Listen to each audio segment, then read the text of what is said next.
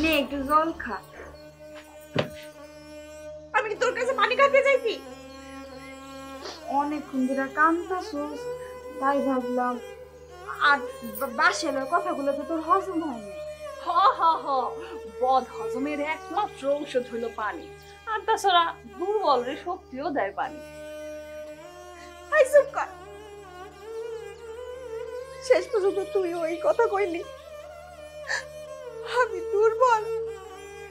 তা নয় তো কি, একটা মানুষ ভুল বুঝলো, ভুল দেখলো, তারে তো আসল কাহিনীটা কই দেবো, তাই না? সত্যি তাই? ওই বাঁশিওয়ালা ভুল বুঝছে, ভুল দেখছে, তাইলে ওই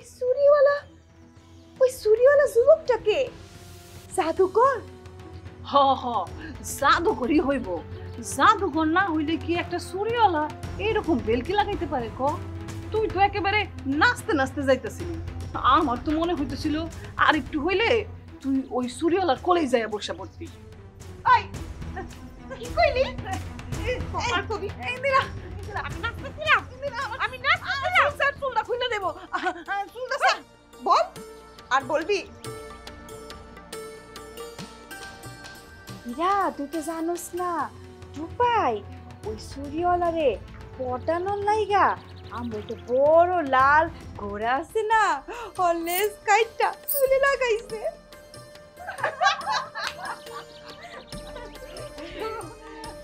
তুই হাসা কইতেছ?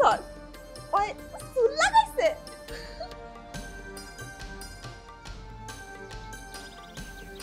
কিন্তু শোন না, একটা কথা আমি কিছুতেই বুঝবার পারতেছি না, ওই চুরিওয়ালা যুবকটা কে? কেনই বা আমগো গ্রামে আইলো? আর বাঁশিওয়ালা রে জাদু দেখায়া তার কি লাভ? হিংসা হিংসা, সব পুরুষ মানুষগুলা হিংসায় জ্বললা একেবারে শেষ হয়ে যাচ্ছে। একবার যদি আমি পাইছি একদম শিখাই দিব জাদুকারে কয়। আমার একটু শিখি। আরে টুপাই, তোর সাহস কম না রে।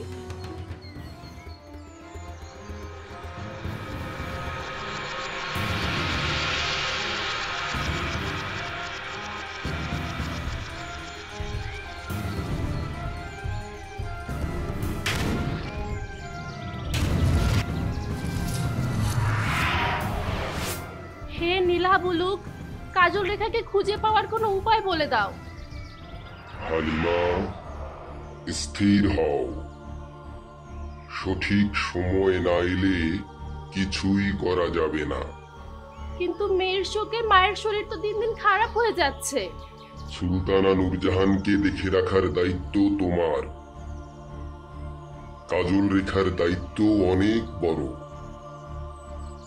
আলিয়াদ রাক্ষসের বংশধর জগতে অন্ধকারের রাজত্ব কায়েম করতে চায়। তাদের আটকাতে হবে। সেই শক্তি অর্জন করার জন্য তাকে সময় দিতে হবে। সবই তো বুঝলাম, সুলতানকে আমরা আমাদের সমস্ত শুভ শক্তি দিয়ে বাঁচিয়ে রেখেছি, কিন্তু আমার ক্ষমতাও তো সীমিত।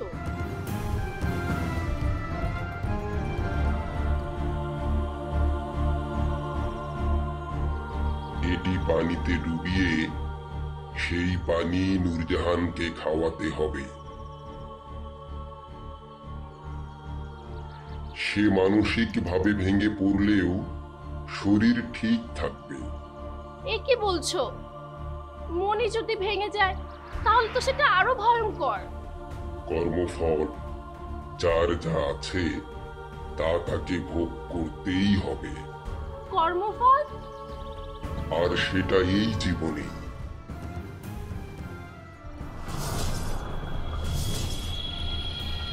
এখন কি হবে? সুলতান তো পথে পথে ঘুরে বেড়াচ্ছে। আমি এর শেষ জানি না। চলো আমরাও পথে পথে ঘুরে বেড়াই। তাহলে তাহলে এগুলো নিয়ে নেই। কেন, আমাকে ছাঁটাই করার ইচ্ছা আছে নাকি? ছি ছি, এ তুমি কি বলছো?